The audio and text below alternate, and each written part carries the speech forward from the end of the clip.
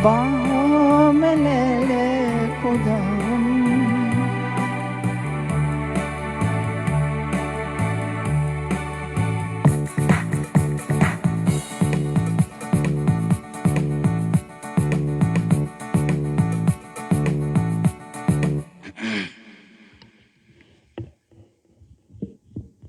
Hallelujah.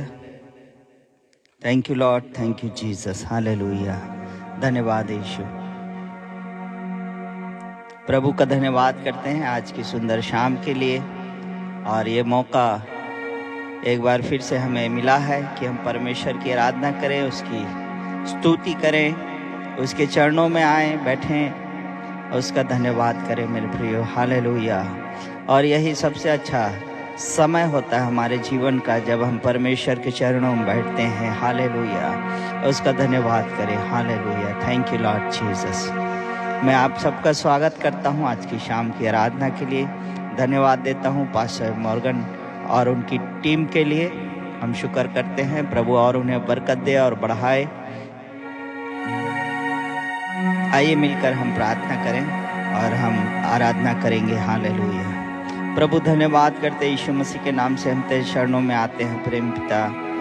धन्यवाद देते हैं आज की शाम के लिए प्रेमी प्रभु। हालेलुया। हम प्रार्थना करते हैं प्रभु कि तेरी आत्मा को प्रभु तो हमारे बीच में जुम्बिश करने दे खुदावंद। हालेलुया। अनेक बंधन आज टूटने पाए खुदावंद, तेरा नाम ऊंचा हो और महिमा पाए यीशु मसीह। तेरे नाम की महिमा हमारे जीवन से हो प्रभु। हालेलुया। हमारे कार्यों से हो खुदावंद। हालेलुया। ओरी हवा शानदार रखबा। धन्यवाद यीशु। सब बातों को तेरे हाथों में सौंपते हैं। बिनती खुदावंद यीशु मसीह के नाम से मांगते हैं, आमीन। Hallelujah. Thank you Lord, thank you Jesus. मसीह ने हमें नया जीवन दिया है यीशु मसीह में, और उसका वचन कहता है कि तुम जगत की ज्योति हो और ज्योति के कार्यों को प्रकट करो, कि तुम्हारे कामों को देखकर वे तुम्हारे स्वर्गीय पिता की बड़ाई लोग करने पाए। हालेलुया। हालेलुया। ऐसे ही हमारे आज शाम हमारे दिल की दुआ बन जाए कि मेरे जीवन में यीशु तेरा नाम जलाल पाता रहे, मेरा उठना बैठना चलना फिरना तुझे भाता रहे प्रभु। हालेलुया। और तेरे स्वरूप में मैं दिन प्रतिदिन ढलता चला जाऊं प्रभु। हालेलुया। Thank you Jesus.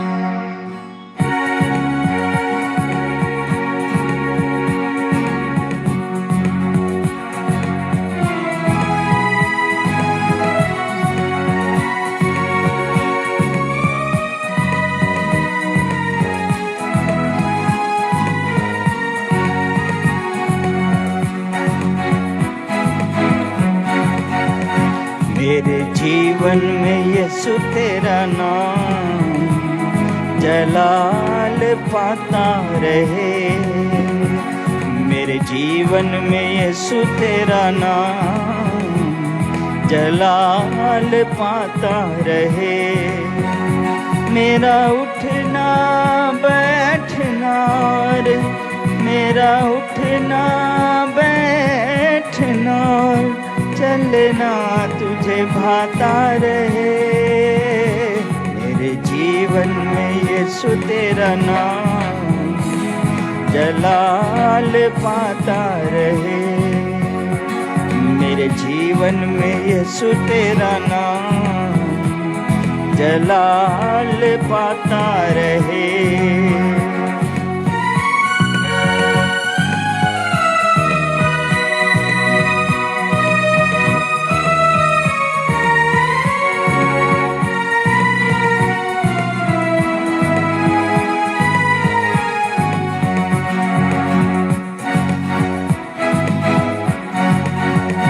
बेमिसाल है तू, मैं मिसाल बनूं, तू कामिल है मैं भी कमाल बनूं। बेमिसाल है तू, मैं मिसाल बनूं, तू कामिल है मैं भी कमाल बनूं। बेमिसाल है तू, मैं मिसाल बनूं, बेमिसाल है तू, मैं मिसाल बनूं, तू कामिल है मैं भी कमाल बनूं। दुनिया का नूर है यीशु, राहें सजाता रहे। दुनिया का नूर है यीशु, मेरी राहें सजाता रहे। मेरा उठना बैठना, मेरा उठना बैठना और चलना तुझे भाता रहे। मेरे जीवन में यीशु तेरा नाम जलाल पाता रहे।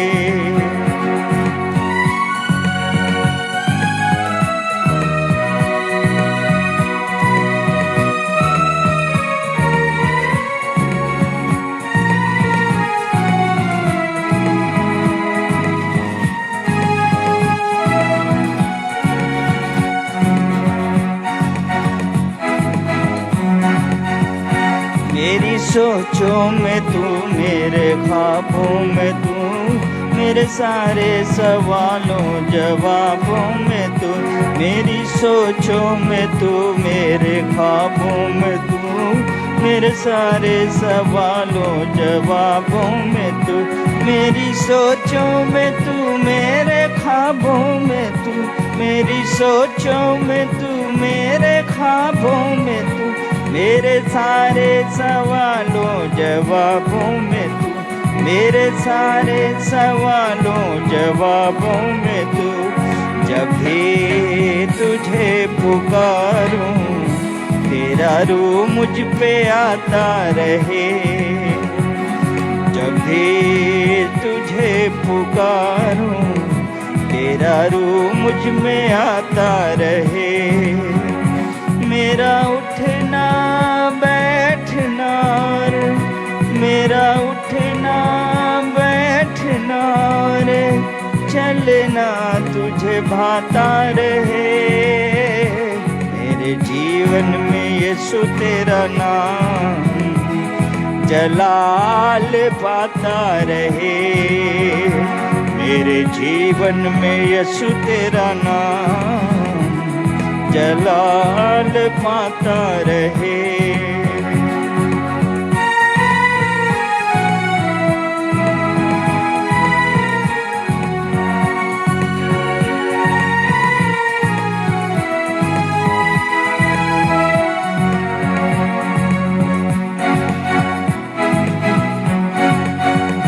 जिंदगी भर तेरे गीत गाता रहूं, तू सुनता रहे मैं सुनाता रहूं। जिंदगी भर तेरे गीत गाता रहूं, तू सुनता रहे मैं सुनाता रहूं। जिंदगी भर तेरे गीत गाता रहूं, जिंदगी भर तेरे गीत गाता रहूं। तू सुनता रहे मैं सुनाता रहूं, तू सुनता रहे मैं सुनाता रहूं। जब गीत तेरे गाऊं, तेरा रूह मुझ में गाता रहे। जब गीत तेरे गाऊं, तेरा रूह मुझ में गाता रहे। मेरा उठना बैठना रे, मेरा उठना बैठना, चलना तुझे भाता रहे। मेरे जीवन में यीशु तेरा नाम जलाल पाता रहे। मेरे जीवन में यीशु तेरा नाम जलाल पाता रहे, जलाल पाता रहे, जलाल पाता रहे।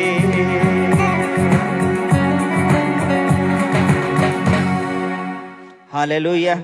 प्रभु का धन्यवाद हो आज कि उसने हमें नया जीवन दिया है। हालेलुया। और अपने लहू से हमें सींच कर हमें बढ़ाया है और वो चाहता है कि हम उसके पुत्र के स्वरूप में हो। हालेलुया। यानी कि हमें यीशु मसीह के समान बनने के लिए बुलाया गया है। हालेलुया। हम निरंतर उससे प्रार्थना करें कि प्रभु तो अपने जैसा मुझे बना, हालेलुया। और जैसा भी हूँ तो मुझे छू ले अपनी मामूरी से, अपनी हुजूरी से, अपनी रूह से, तो मुझे छू कर रिहाई दे, चंगाई दे और अपने मार्ग पर लेकर के चल, ताकि मेरी सूरत तेरी सूरत में ढल जाए प्रभु यीशु, हालेलुया। इराबा शिंदररी खवला हदरर हवा। मैं सोना और चांदी नहीं चाहता और न मोती, लेकिन जीवन की इस रोटी को चाहता हूँ, हालेलुया। तेरे रहम को चाहता हूँ प्रभु, हालेलुया। तू मुझे काट और छांट प्रभु, हालेलुया। इरलाबा शिखदरर हंदबा, मुझे जांच प्रेमी पिता परमेश्वर, हालेलुया। और प्रभु अपने समान मुझे बना यीशु मसीह, hallelujah. Thank you Lord, hallelujah.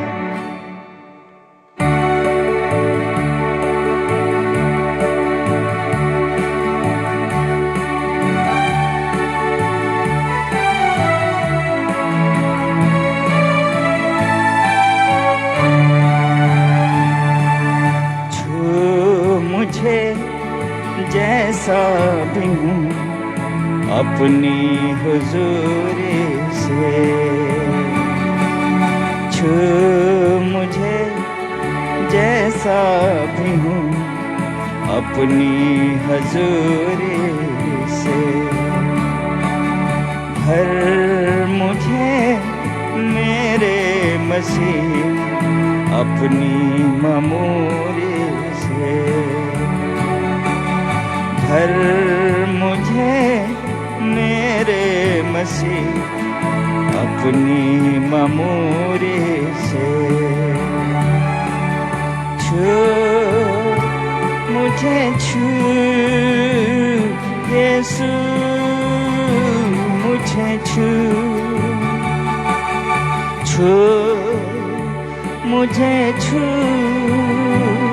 यीशु मुझे छू, छू मुझे जैसा भी हूँ अपनी हुजूरी से।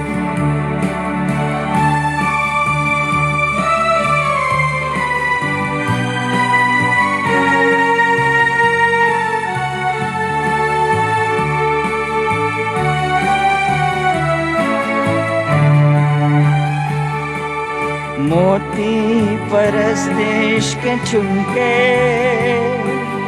तेरी नजर में करूं, मोती परस्तिश के चुनके तेरी नजर में करूं, बाहों में ले ले खुदावन यही तमन्ना करूं, बाहों में ले ले खुदावन यही तमन्ना करूं, सींचे मुझे मेरे मसीह अपनी ममूरी से, भर मुझे मेरे मसीह अपनी ममूरी से।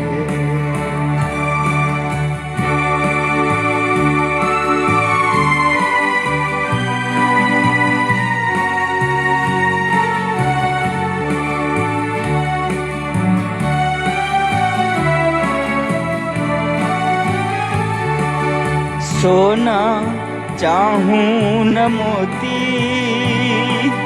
तेरा फजल बस रहे, सोना चाहूं न मोती, तेरा फजल बस रहे, जीवन की रोटी है तू ही, तेरा रहम बस रहे, जीवन की रोटी है तू ही, तेरा रहम बस रहे, छांटे मुझे मेरे मसीह अपनी ममूरी से, छांटे मुझे मेरे मसीह अपनी ममोरी से। छू मुझे छू यीशु मुझे छू छू मुझे छू यीशु मुझे छू छू मुझे जैसा भी हूँ अपनी हजूरी से।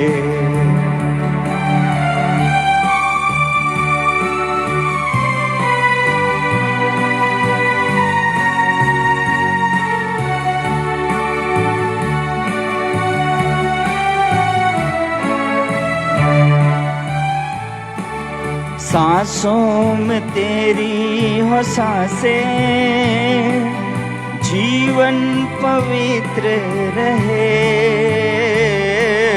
सांसों में तेरी हो सांसें, जीवन पवित्र रहे। जा करूं पूरे दिल से जब तक ये सांस रहे। पूजा करूं पूरे दिल से जब तक ये सांस रहे। जांच मुझे मेरे मसीह अपनी ममोरी से। जांच मुझे मेरे मसीह अपनी ममोरी से। छू मुझे जैसा भी हूँ अपनी हजूरी से। भर मुझे मेरे मसीह अपनी ममोरी से। छू मुझे छू यीशु मुझे छू छू मुझे छू यीशु मुझे छू छू मुझे जैसा भी हूँ अपनी हुजूरी से। भर मुझे मेरे मसीह अपनी ममोरी से। छू मुझे जैसा भी हूँ अपनी हुजूरी से। भर मुझे मेरे मसीह अपनी ममोरी से। छू मुझे छू यीशु मुझे छू छू मुझे छू यीशु मुझे छू छू मुझे जैसा भी हूँ अपनी हुजूरी से। Yes Lord Jesus, hallelujah. धन्यवाद यीशु, तेरे नाम की महिमा तारीफ करते हैं प्रभु, हालेलुया। हम जैसे भी हैं प्रेमी पिता परमेश्वर, तू मनुष्य की सृष्टि को जानता है कि मनुष्य मिट्टी है, आदम मिट्टी से बना है, भूल भी कर सकता है प्रभु, लेकिन प्रेमी पिता परमेश्वर तू अपनी दया में हमें स्मरण करता है। और जैसे पिता अपने बालकों पर दया करता है, वैसे ही तेरी करुणा तेरे डरवाइयों पर प्रबल होती है प्रभु। हम धन्यवाद करते हैं तेरे महान प्रेम के लिए प्रभु परमेश्वर, हालेलुया। तू ही है जो हमारे सारे रोगों को चंगा करता, सारी बदकारियों को बख्श देता प्रभु, हालेलुया। और यीशु मसीह दया और करुणा का मुकुट हमारे सरों पर बांध देता प्रभु। हालेलुया। तेरा लाख लाख शुक्र, लाख लाख शुक्र, धन्यवाद हो प्रेम पिता। आज प्रभु जितने सुनने वाले हैं खुदावन, यदि कोई किसी प्रकार के बंधन में है, किसी प्रकार के रोग में है, किसी प्रकार की बीमारी में है, मैं यीशु मसीह के सामर्थी नाम में सारे बंधन, जुए और श्राप को तोड़ता हूँ। यीशु मसीह के नाम में टूट जाए और पूरी आजादी और पूरा छुटकारा प्रभु तेरे नाम में लेकर के हर एक जाने पाए। यीशु मसीह तेरा धन्यवाद करते आगे के समय को प्रभु तेरे हाथों में सौंपते हैं और बिनती खुदावंदी यीशु मसीह के नाम से मांगते हैं, आमीन। आइए अब हम वचन में से सुनेंगे। मेरी पत्नी नीलिमा सोलोमन हैं जो वचन को लेकर के आपके बीच में आएंगी।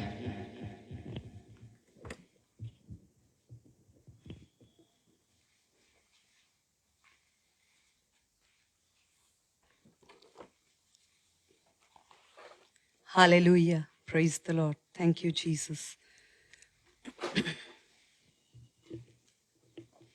Hallelujah. Hallelujah. Hallelujah. Praise the Lord. Thank you, Jesus. मैं परमेश्वर पिता का धन्यवाद करती हूँ. I thank God of heaven and earth.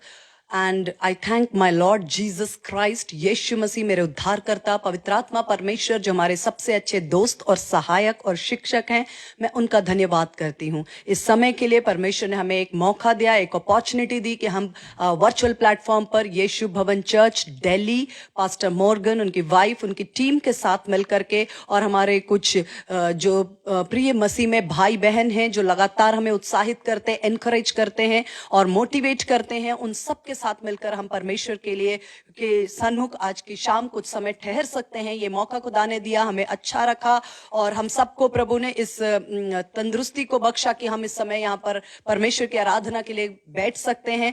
ये मैं परमेश्वर पिता के लिए का हृदय से इन बातों के लिए धन्यवाद करती हूँ। और एक छोटी प्रार्थना के साथ मैं आज की शाम आपके साथ जो कुछ परमेश्वर ने मेरी आत्मा में प्लेस किया वो मैं आपके साथ शेयर करना चाहती हूँ। एक क्षण के लिए अपनी आंखों को बंद करें। Hallelujah, thank you Jesus. इस समय कोई भी हम आपके सामने खड़ा होकर वचन प्रचार कर रहा है या कोई भी वर्शिप कर रहा है, लेकिन आप अपना पूरा एक्सपेक्टेशन अपने हार्ट को खुदावन यीशु मसीह पवित्र आत्मा परमेश्वर की ओर रखें, क्योंकि वो विश्वास योग्य है। और मैं हमेशा कहती हूँ कि अगर आपने अपनी आशा परमेश्वर से रखी, आप कभी निराश नहीं होंगे। Hallelujah, hallelujah, hallelujah, hallelujah, hallelujah. स्वर्ग और पृथ्वी के मालिक जिंदा खुदावन यीशु मसीह के नाम से आपके पवित्र चरणों में आती, अपने आप को नम्र दीन करते प्रभु, शून्य और खाली करते इस समय, ताकि परमेश्वर पवित्र आत्मा आप हमारे द्वारा बिना किसी हिंड्रेंस के, बिना ऑब्स्टेकल के पूरी स्वतंत्रता के साथ हमारे अंदर से फ्लो कर सके। Yes Lord, you find expression God the Holi spirit. आप हमारे अंदर एक्सप्रेस हो सके, हमारी आवाज के द्वारा परमेश्वर तेरे अभिषेक के नीचे होकर हमारी आवाज ट्रैवल करे। हम अपने आप को पीछे करते हैं यीशु मसीह और हम आपके पीछे खड़े होते हैं और आपको अपने सामने रखते हैं पवित्र आत्मा, और आपके अभिषेक और अंशन के नीचे हमारी आवाज ट्रैवल करे over the distance, over the boundaries, over the channels, over the signals। ये आवाज पवित्र आत्मा के अंशन के नीचे ट्रैवल करे और रैडिकल चेंजेस, मैं विश्वास करती हूँ, रैडिकल चेंजेस, सिग्निफिकेंट चेंजेस, अद्भुत चेंज, अद्भुत परिवर्तन इसी समय परमेश्वर, ये जो वर्शिप का और वर्ड का टाइम है, यही टाइम है डिलीवरेंस का। क्योंकि वचन कहता है यदि आज तुम परमेश्वर का वचन सुनो, आज, यदि आज का दिन परमेश्वर, we wait for this day, we have expectations for this day. यदि आज हम परमेश्वर के वचन को सुनते हैं, आज का दिन हमारे लिए डिलीवरेंस का दिन हो, आज का दिन हमारे लिए ब्लेसिंग का, रैडिकल चेंजेस का, सिग्निफिकेंट एक परिवर्तन, एक चेंज, एक ब्लेसिंग, एक डिलीवरेंस के लिए हम आपकी ओर देखते हैं पवित्र आत्मा। हालेलुया। प्रभु यीशु मसीह के सामर्थी नाम से मांगती हूँ, यीशु के नाम से मांगती हूँ, आमीन और आमीन। हालेलुया।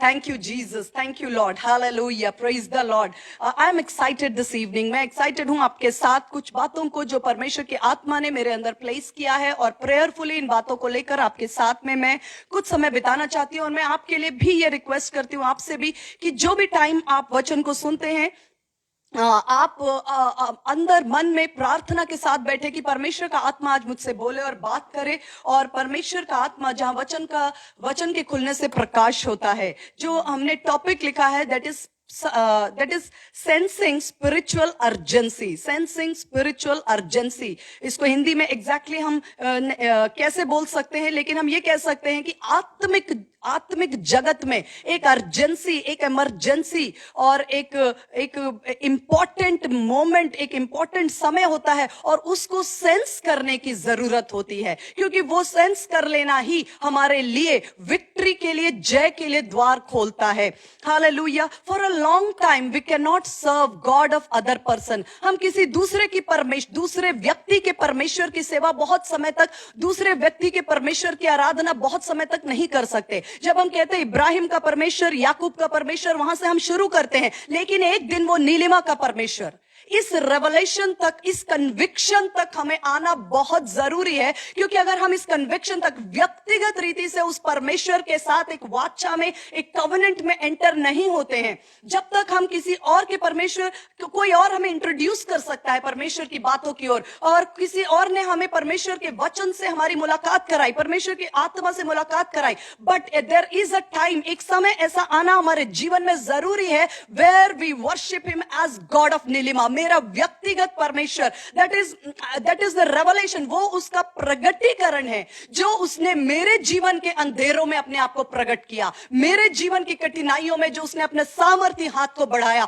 मेरे जीवन के क्राइसिस में जब वो मुझे उठाकर लेकर चला, मेरे व्यक्तिगत जीवन के आंसुओं में जब वो मेरे लिए परमेश्वर El Gibbor, almighty God, El Gibbor, almighty God बनकर जब वो खड़ा हुआ, मैंने उससे व्यक्तिगत मुलाकात, और जब परमेश्वर का पर्सनल रेवलेशन मेरे लाइफ में आ गया, वो मेरे लाइफ में एक कन्विक्शन को लेकर आया। अब मैं किसी और के परमेश्वर की आराधना नहीं करती, मैं किसी और के बताने पर परमेश्वर के वचन के अंदर नहीं चलती हूं। He has become my God। क्योंकि जब सामरी स्त्री ने अपने शहर में, जब यीशु मसीह से उसकी मुलाकात हुई, वो अपने सिटी में जाकर उसने लोगों को बताया, आओ देखो, मैंने एक भविष्यद्वक्ता, एक मसीहा के साथ मेरी मुलाकात हुई है। वो आते हैं, वो कहते हैं कि पहले हम तेरे कहने से आए थे, लेकिन अब हम यीशु मसीह से पर्सनली मिलने के बाद ये जानते हैं, इस बात को जान गए हैं कि ये मसीहा है।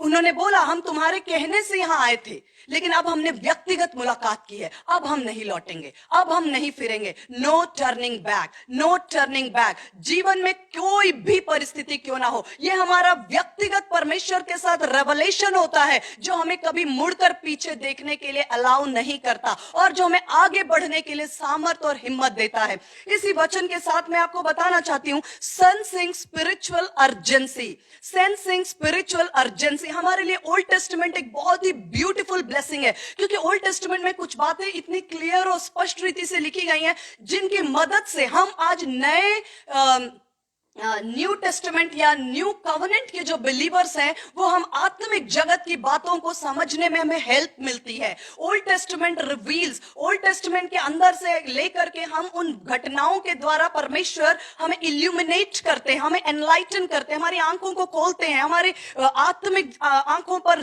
ज्योति आती है और हम आत्मिक जगत को परसीव कर पाते हैं। Sensing spiritual urgency, sensing spiritual urgency. इस बात को देखने के लिए मैं एस्तर की बुक को रेफर करना चाहती हूँ, बुक ऑफ एस्तर। उसके अंदर मैं बहुत सारे वचनों को आपके साथ में नहीं खोलूंगी, मैं आपको रेफरेंस दूंगी, आप नोट करके बाद में पढ़ना। मैं अपने आप जो वचन बोलना है वो मैं आपको बताती जाऊंगी। उसके अंदर एस्तर एक ऐसे मतलब सूशन सिटी के किंग अहश्वेरोश की पत्नी बनकर वो पहुंची पैलेस के अंदर, और आप समझ सकते हैं उस पैलेस के अंदर वो जब रह रही थी, तो एक समय था जब वो बिल्कुल आराम से रह रही थी। क्यों? क्योंकि उसने एक कठिन समय निकाला, उसने 1 साल से अधिक का समय प्रिपरेशन में निकाला, उसने एक संघर्ष के अंदर से होकर गुजरने के बाद फाइनली किंग ने उसको अप्रूव किया कि हाँ, she will be my wife, ये रानी होगी। उसको जब वो पोस्ट मिला, वो सेटल्ड थी अपने लाइफ में, वो सेटल्ड थी, वो एक आयाम पर पहुंच चुकी थी, उसके जीवन का मंजिल उसे मिल चुका था, उसके जीवन का मकसद उसे मिल चुका था। आज उसके पास सब कुछ था, एक पैलेस था और उसके पास अटेंडेंट्स थे, उसकी सेवा टहल करने के लिए उसकी एक आवाज पर कई लोग हाजिर होते थे। उसे किसी चीज की कमी नहीं थी, उसके पास पोजीशन था, पोस्ट था, ऑनर था, रेस्पेक्ट था, सब कुछ जो होना चाहिए था वो उसके पास था। ये सब कुछ जो था ये आत्मिक जगत में नहीं था, ये सब कुछ उसके पास अर्थ रेलम में था, मतलब कि उसके जीवन के अनुभव में था। लेकिन उसी समय जब वो सब कुछ एंजॉय कर रही होगी, जब वो आराम से अपने डाइनिंग टेबल पर बैठकर अलग अलग प्रकार के फ्रूट्स, डिशेस, बिरयानी और बहुत कुछ एंजॉय कर रही होगी, हो सकता है वो एक से एक ड्रेसेस पहन रही होगी, एक से एक बातों को एंजॉय कर रही थी, लेकिन ये सब कुछ जो शांति थी, जो उन्नति थी, जो सारी ब्लेसिंग्स थी, वो फिजिकल थी।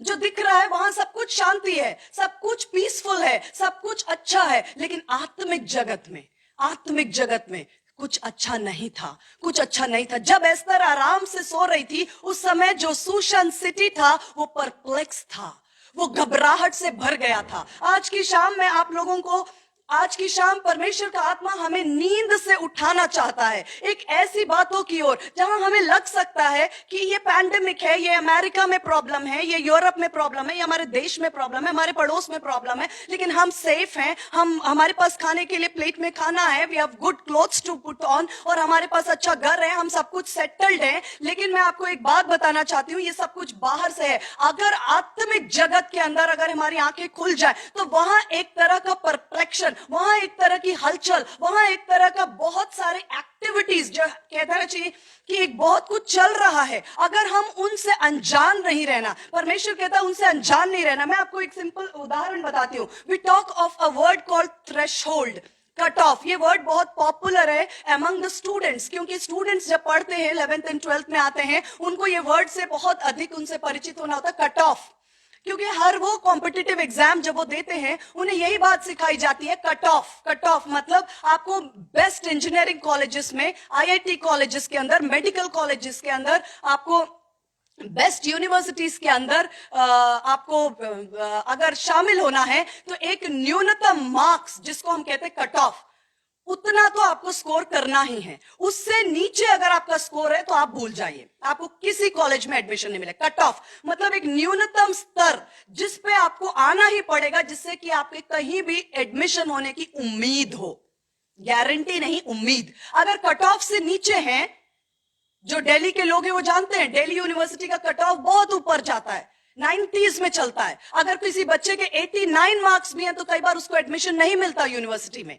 क्यों? क्योंकि वो कट ऑफ से नीचे आ रहा है। तो कट ऑफ जो वर्ड होता है ना, एक मिनिमम स्तर जहां तक हमें होना चाहिए, उसके ऊपर है तभी कोई उम्मीद है, उससे नीचे है तो that is a spiritual meter. एक आत्मिक जगत में भी एक ऐसा मीटर, इस तरह का स्केल मीटर होता है। और सपोज ये कट ऑफ पॉइंट है यहां, जब तक एक विश्वासी इस रेंज में आ रहा है, यहां जब तक उसने कट ऑफ टच नहीं किया, इस रेंज में वो झूल रहा है या ऑसिलेट कर रहा है, कभी ऊपर कभी नीचे, कभी खूब दुआ कर ली, कभी 4 दिन दुआ नहीं की, कभी खूब बाइबल पढ़ ली, कभी बाइबल ही नहीं पढ़ी, कभी बहुत अच्छा परमेश्वर के वचन पे चल रहे, कभी नहीं चल रहे। ये है हमारा ऑसिलेशन।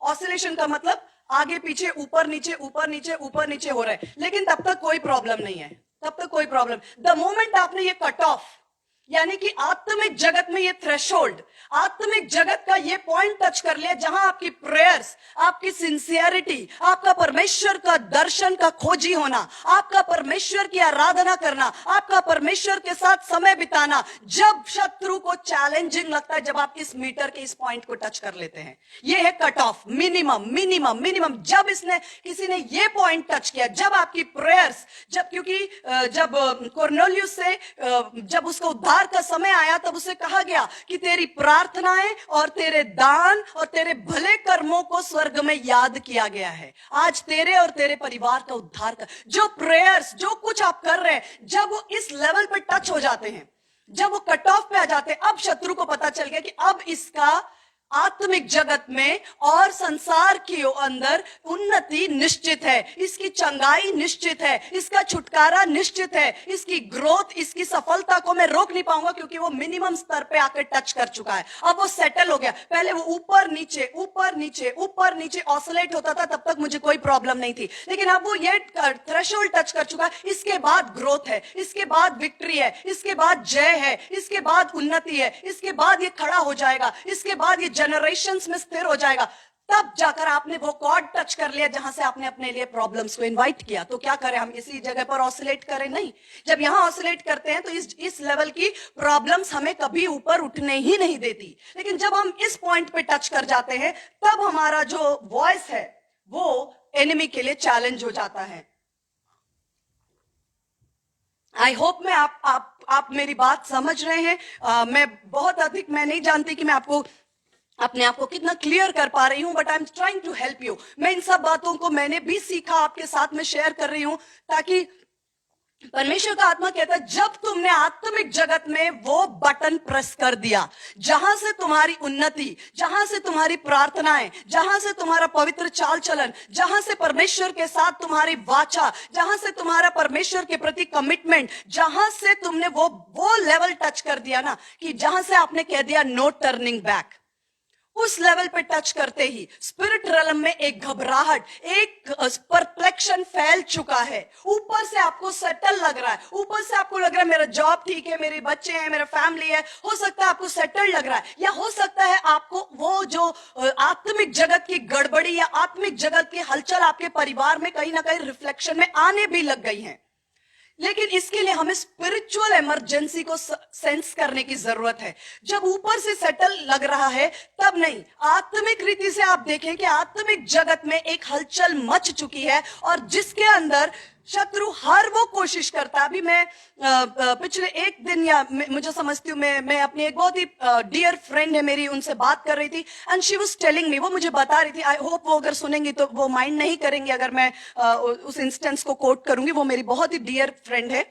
वो मुझे बता रही थी कि वो मसीह में बहुत अच्छी बहन है, अन्य जाति में से प्रभु में उन्होंने विश्वास किया, उद्धार पाया, और पूरी मेहनत, पूरी लगन के साथ वो परमेश्वर के साथ उनकी कोशिश है कि वो अपने पूरे परिवार को टू ए ग्रेट एक्सटेंट, उनके बच्चे परमेश्वर के वचन के अधीनता में आ रहे हैं। And her husband is also started coming to the Lord. वो परमेश्वर के वचन को गंभीरता से और प्रेम से और दिल से सुनना शुरू कर चुके हैं। और वो बहन मुझे बता रही थी कि there is something in our colony going on. में हमारी कॉलोनी में ऐसा हो रहा है कि अचानक हमने ऐसा कुछ भी नहीं किया, लेकिन हमारे लिए ऐसी बातें हो रही हैं कि हमने कोई कन्वर्शंस कर दिए, या ऐसे हमारे लिए नेगेटिव बातें हो रही हैं कि कोई धर्म की बातें हो रही हैं, कोई हम परिवर्तन की बातें हो रही हैं, ये इस तरह की बातें हो रही हैं। एंड मैंने उसको बोला कि ये तो होना ही था, तुम लेट हो गई हो, हम लेट हो गए हैं उस बात को समझने में। हमारी प्रार्थनाएं तो बहुत आगे तक की है, लेकिन हमारी तैयारी क्यों नहीं आगे तक की है? क्या आपको लगता है एक डेस्टिनी, एक जीवन, एक आत्मा, लिखा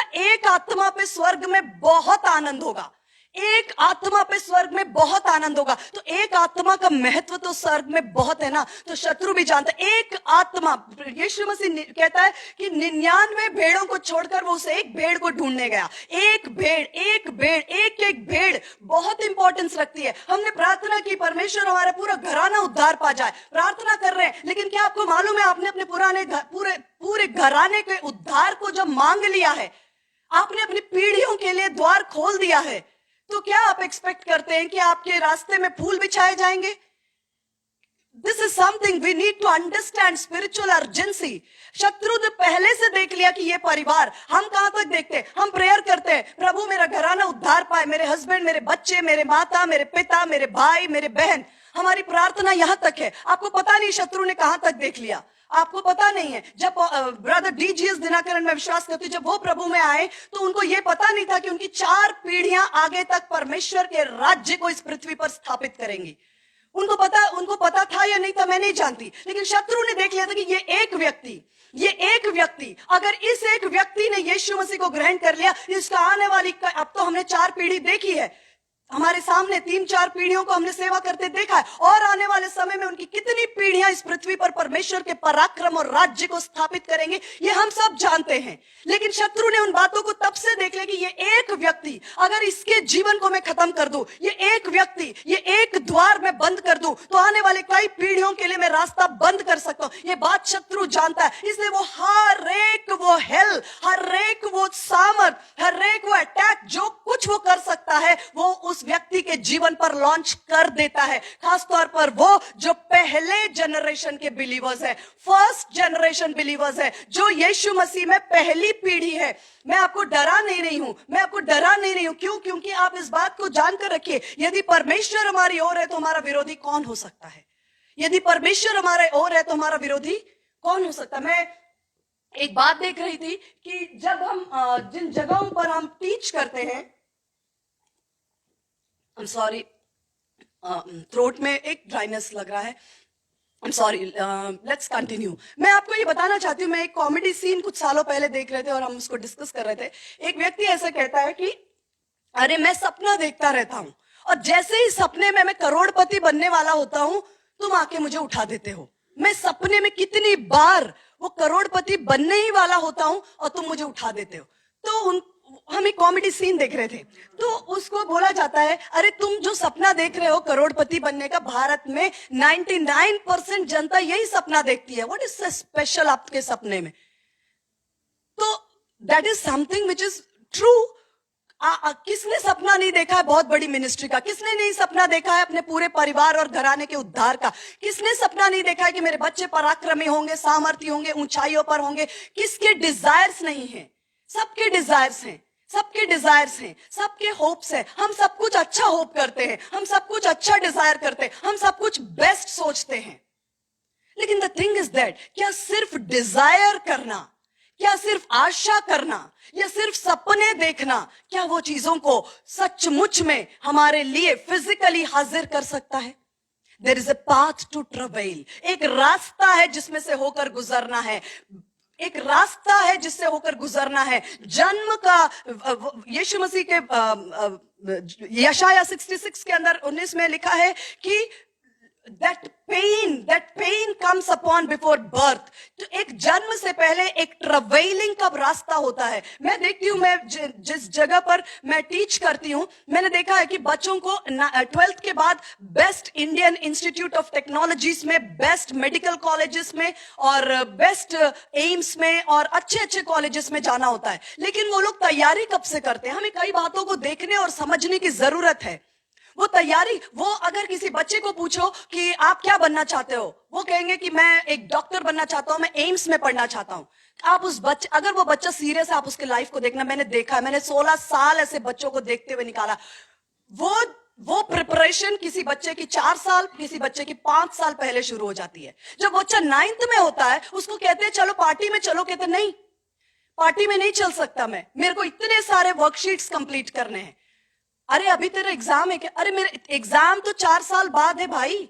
आईआईटी का एग्जाम एंड मेडिकल एंट्रेंस 4 साल बाद है। आज तुम नहीं, एक एक दिन कीमती है। एक दिन अगर हमने गैप किया तो हमारे ऊपर 100 क्वेश्चंस का बोझ बढ़ जाता है, फिर हमारा ये बर्डन बढ़ता चला जाता है। हमें अब समय, मतलब 4-4, 5-5 साल दे टॉयल। सपना देखना कि हाँ मैं वहां पहुंच जाऊंगा या वहां पहुंच जाऊंगा, it is one thing and it takes the time. अभी आप बोलेंगे कि यीशु मसीह ने हमारे लिए सब कुछ पूरा कर दिया है, यीशु मसीह ने हमारे कामों से हम धर्मी नहीं है। सिस्टर, यीशु मसीह हमारी धार्मिकता है। यीशु मसीह ने क्रूस पर पूरा हुआ कह दिया है। इसलिए हमें आप क्यों बोल रहे हैं कि हमें कुछ करने की जरूरत है?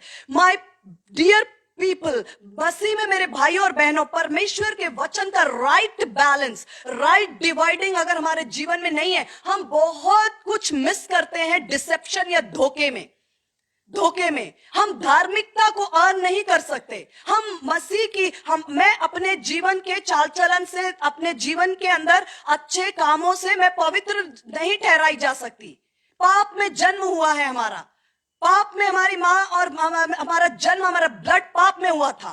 लेकिन वहां से यीशु मसीह के लहू ने छुटकारा दिया। यीशु मसीह के लहू ने हमें पापों से क्षमा किया, आजाद किया, हमारे साथ एक नई वाचा बनाई। वो धार्मिकता को मैं कभी खरीद नहीं सकती। लिखा है तुम्हारी धार्मिकता मेरे सामने मैले चिथड़े कपड़ों के समान है। हमें यीशु मसीह ने धर्मी ठहराया, सेत मेत धर्मी ठहराया, आशीषों को वारिस बनाया। लेकिन ये जो हम जब बात कर रहे हैं प्रिपरेशन की, ये हम बात कर रहे हैं प्रिपरेशन मतलब जो कुछ आपको दे दिया गया है, शत्रु इस बात को पूरी कोशिश करता है वो आप तक डिलीवर ना हो, वो आप तक डिलीवर ना हो। आप समझते हैं, आपने भी अमेजॉन फ्लिपकार्ट से कई चीजें ऑनलाइन ऑर्डर की होंगी। आपने ऑर्डर की, आपका पेमेंट कट गया, आपके लिए वो सामान निकल चुका है वहां से, वो आपके लिए डन है, वो आपके लिए हो चुका है, वो आपका सामान है।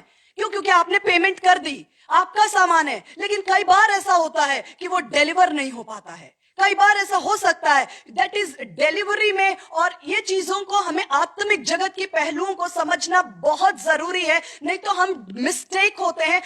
हम ये सोचकर कि यीशु मसीह सब कुछ क्रूस पर कह दिया, पूरा हुआ, अब तो हम चादर तानेंगे और सोएंगे।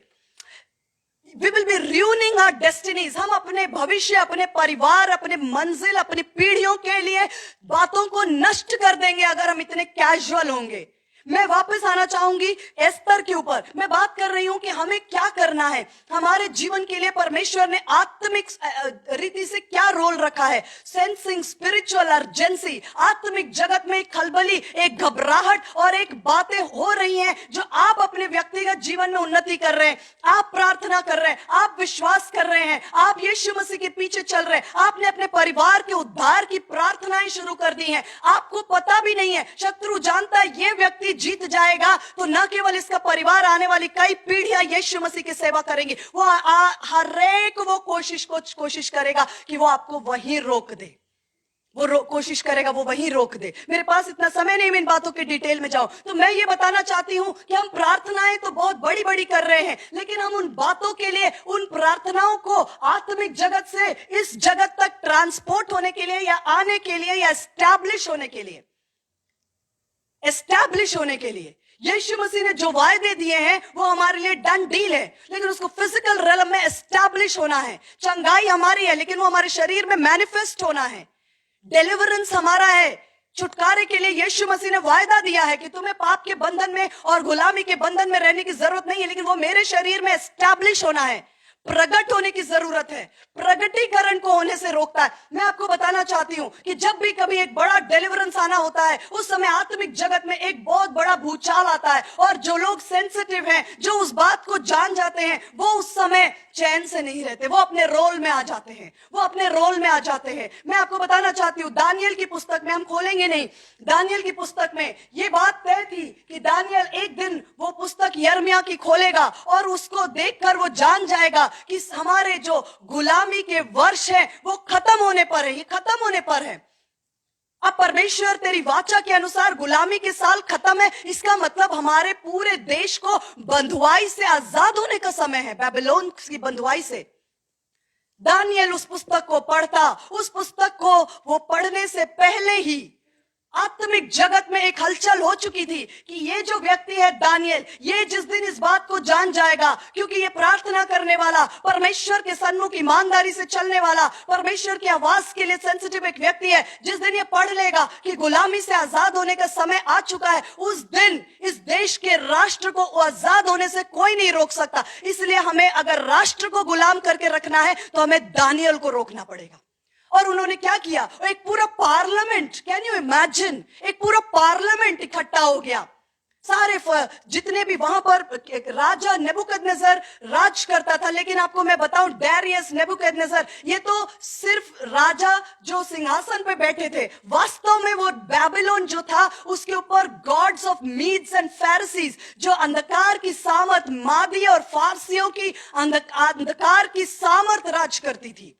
ये राजा तो पपेट्स थे, ये राजा तो सिर्फ सिंहासन में देखने के लिए बिठाए जाते थे। इनको वास्तव में कंट्रोल करने वाली जो स्पिरिट्स थे, बेबीलोनियन स्पिरिट्स, वो अंधकार की सामर्थ थी, जो परमेश्वर के लोगों को गुलामी में दबाकर रखकर खत्म कर देने के लिए हर वो काम करना चाहते थे। और जब उन्होंने देखा ये दानियल, ये एक व्यक्ति है, अगर इसको हमने अलाउ किया तो ये पूरे राष्ट्र को गुलामी में से आजाद कर देगा। इस पूरे राष्ट्र को गुलाम बना के रखने के लिए एक व्यक्ति को रोकना पड़ेगा। उन्होंने पूरी साजिश, पूरी कॉन्स्पिरेसी इकट्ठा हो गए एक आदमी के प्रार्थना के पीछे कि राजा ऐसी नियम बता दे कि 30 दिन तक कोई प्रार्थना ना करे। राजा ऐसा नियम बना दे कि 30 दिन तक कोई तुझे छोड़ किसी और से प्रार्थना ना करे। उस देश के लोग और देवी देवता और किसी से प्रार्थना करते थे तो करते थे, वो बहुत कैजुअल थे। किया तो किया, नहीं तो नहीं किया। लेकिन दानियल वाचा के परमेश्वर को जानता था। उसने यरूशलेम की ओर खिड़की खोली। उसने खिड़की इसलिए नहीं खोली कि यह बताने के लिए देखो मैं प्रार्थना कर रहा हूं, मैं तुमसे डरता नहीं हूं। नो, वो मनुष्यों को दिखाने के लिए खिड़की नहीं खोल रहा था। वो अपने शत्रुओं को चैलेंज नहीं कर रहा था। वो यरूशलेम की तरफ जो खिड़की खोल रहा था वो वास्तव में सुलेमान के द्वारा दी हुई वाचा के ऊपर खड़ा हो रहा था। जब सुलेमान ने किंग सोलोमन ने उस मंदिर को डेडिकेट किया, सोलोमन ने मंदिर को बनाकर डेडिकेट किया, तब उसने ये वाचा बांधी परमेश्वर ने उसके साथ।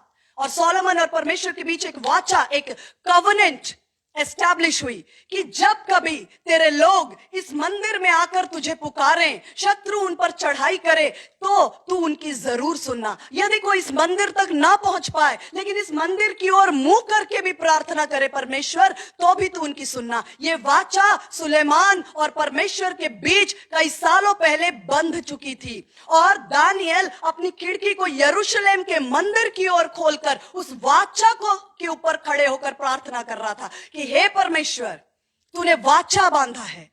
You are God of covenants. परमेश्वर वाचाओं का परमेश्वर है, वाचाओं को आदर देने वाला परमेश्वर है। इसलिए उसने उस यरूशलेम की खिड़की को खोलकर अपनी खिड़की यरूशलेम की ओर, उस मंदिर की ओर प्रार्थनाओं को डायरेक्ट किया।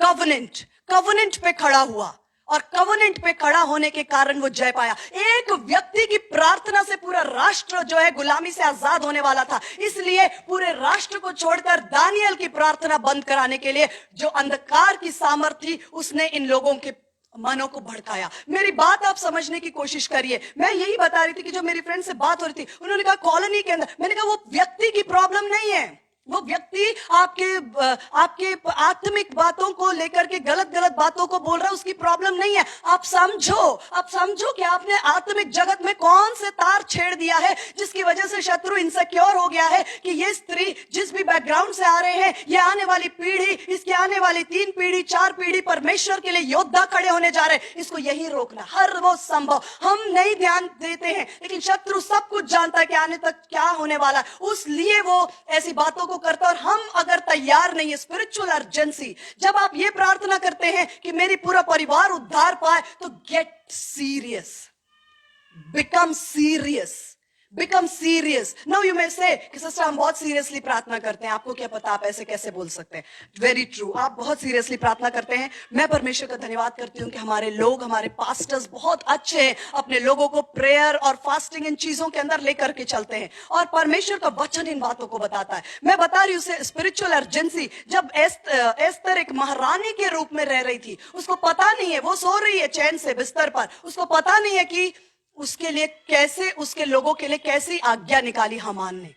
आप जानते हैं, जब हामान ने, कुछ बातें बहुत इंटरेस्टिंग है, हामान का जिक्र जो है वो 3 अध्याय 1 वचन में होता है। हामान के बारे में लिखा गया कि इन बातों के बाद हुआ क्या, मोर्दकाई ने राजा की जान बचाई। मोर्दकाई जिस गेट पे बैठता था, वहां उसने सुना कि 2 लोग राजा को मारना चाहते हैं। उसने इस खबर को एस्तर तक पहुंचाई और एस्तर के द्वारा राजा तक पहुंची और राजा की जान बच गई। वो जो षड्यंत्र था वो टूट गया। लेकिन मोर्दकाई के विषय में कहीं कोई जिक्र नहीं आया, सिर्फ वो पुस्तकों में लिखा गया और रख दिया गया। लेकिन तुरंत हामान को न जाने क्यों ऐसा समय आया कि हामान को राजा ने बहुत ऊंचा पद दिया, बहुत ऊंचा ओहदा दिया, राइट हैंड। अभी हामान जो बोलेगा वही सारे प्रोविंस में, प्रोविंस का मतलब उस समय कई क्षेत्रों को मिलकर ये राजा राज किया करते थे।